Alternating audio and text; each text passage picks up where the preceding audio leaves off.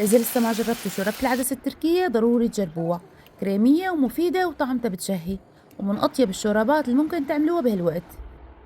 بشوية زيت زيتون ومكعب زبدة بقلي بصلة مقطعتها لمكعبات، بقليها لحتى تدبل شوي، وبنزل عليها حبة جزر وحبة بطاطا، بقليهم شوي مع بعض وبضيف عليهم كاسة من العدس المغسول وربع كاسة من الرز المغسول والمنقوع. بعملهم كم تقليبة مع بعض وبضيف عليهم لتر ونص من المي، بوطي الغاز وبغطي الطنجرة وبتركن لحتى يستووا تماما. وبهذا الوقت قطعت خبز التوست وضفت له شوية زيت، رشة بابريكا ورشة أوريجانو، وحمصته بالفرن. وطبعا فيكم تستبدلوه بالخبز العربي، تحمصوه أو تقلوه مثل ما أنتم بتحبوا.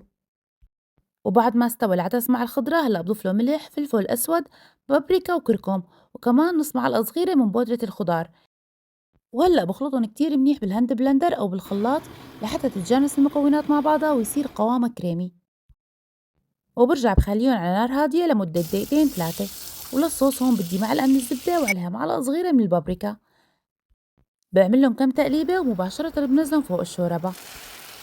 وهيك الشوربة صارت جاهزة، قدمتها مع التوست المحمص وأكيد عصير الليمون، وذوقوا أطيب شوربة بهيك جو.